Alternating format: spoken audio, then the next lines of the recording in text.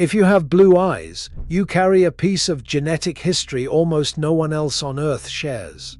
Fewer than 8% of people alive have blue eyes, and every one of them, from a Norwegian fishing town to a village in Kazakhstan, traces back to the same single person.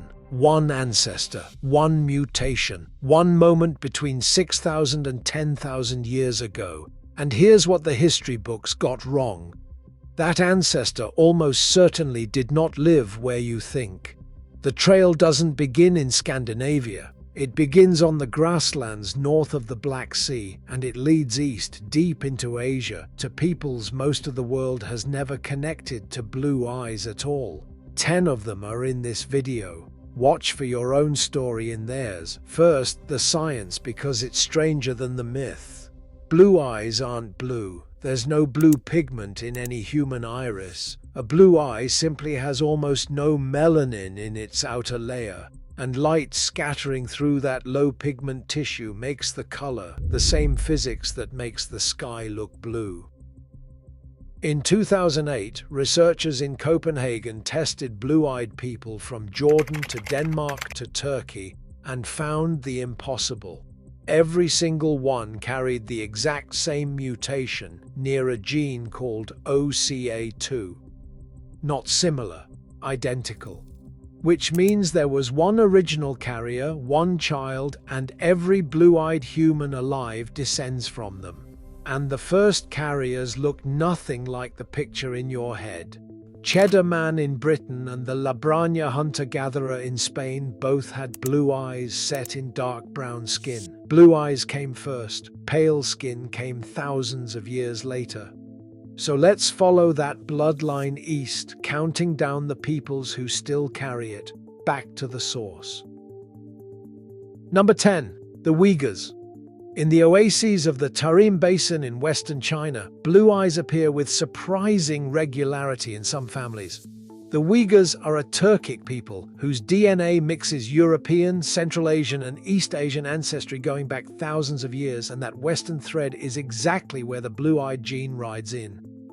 Thousands of kilometers from any European city, a child in Kashgar can have eyes that look like they belong in Scandinavia. Number 9. The Hazara.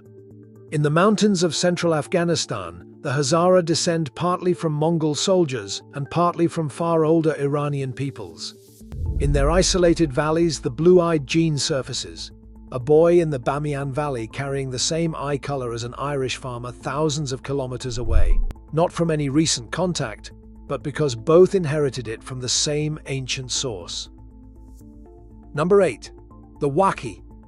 High in the corridor where Tajikistan, Afghanistan, Pakistan, and China meet, the Wakhi live along some of the most remote passes on Earth. Isolation preserves old genetic signals, and the blue eyes that appear among them are one, a fragment of steppe ancestry carried into the roof of the world and held there for millennia. Number 7. The Pamiris. In the Pamir mountains of Tajikistan, the Pamiri people have lived for thousands of years, and their DNA carries strong signals from the same steppe populations that gave Europe its blue eyes. Most have brown eyes, but when blue appears, a grandmother with eyes the color of a glacial lake, it isn't a foreign import. It's the original signal, carried east instead of west. Number 6. The Kalash. In the remote valleys of the Hindu Kush in northern Pakistan live the Kalash, only a few thousand left. Many have light skin, blonde or red hair, and pale blue eyes. They speak an ancient indo-european language and worship pre-Islamic gods. Legend says they descend from Alexander the Great's soldiers, but the genetics point to something older, the Indo-Iranian migrations of nearly 4,000 years ago. The Kalash aren't a recent intrusion into Asia, they're a surviving fragment of a much older world. Number 5. The Tocharians. Here's one of the strangest stories in human history. In the Tarim Basin, a people called the Tocharians wrote manuscripts on birch bark, and when those texts were deciphered, the language turned out to be Indo-European, closer to Celtic and Italic than to any neighbor. A Western language on the edge of China. How it got there points straight back to the steppe ancestors who carried the blue-eyed gene eastward. Number 4. The Tarim mummies. Buried in boat-shaped coffins in the Taklamakan Desert with reddish and blonde hair preserved by the dry air, the Tarim mummies stunned the world. For decades, people assumed they were European wanderers, but their 2021 DNA sequencing was stranger. They weren't recent migrants at all, but descendants of an ancient North Eurasian population, a reminder that this ancestry is older than the categories European and Asian themselves. Number 3. The Scythians. For over 1,000 years, the Scythians dominated the steppes of Central Asia, and their burial mounds from Kazakhstan to Mongolia have yielded skeletons with blue eyes and reddish hair. These were among the most feared horse peoples of the ancient world, carrying the same inheritance that produced blue eyes in their distant European cousins. Their descendants still walk the plains of Inner Asia today.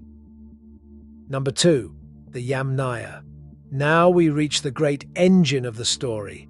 The Yamnaya were pastoralists of the Pontic-Caspian steppe who domesticated the horse and built the wheeled cart. And around 5,000 years ago, they exploded outward in every direction. West into Europe, where they shaped nearly every modern population. East across Central Asia toward China. Wherever they went, they carried their language, their horses, and the blue-eyed gene. If blue eyes conquered a continent, the Yamnaya were the army that carried them. Number 1. The first ancestor. And it all comes down to one person. One child, born somewhere on the grasslands between the Black Sea and Central Asia around 8,000 years ago, with eyes that looked like no one else's. We'll never know their name, their voice, or their gender, or whether they were treated as a wonder or something strange. But we know they survived, they had children, and that one tiny error in the genetic code spread across the entire Eurasian continent. That single human being is the direct ancestor of every blue-eyed person who has ever lived. So what does the blood actually say? Trace your family tree back 200 generations, and the same blue-eyed ancestor appears thousands of times over, folded into your DNA from every direction, which is why the mutation stays so stable, even across populations separated for millennia. A Pamiri grandmother, a Uyghur child, a Hazara boy, and an Irish farmer are, in the most literal sense, cousins. But here's the honest part. Blue eyes don't mean pure European ancestry or pure anything. They're a single mutation that rode the steppe migrations in every direction, and carrying them tells you that you share one ancestor with every other blue-eyed person, not which nation or race you belong to. Ancient peoples treated blue as almost sacred, so rare that some languages had no word for it at all. Next time you look into a pair of blue eyes anywhere in the world, you're seeing the legacy of one unknown child on the Eurasian grass, still looking back 8,000 years later.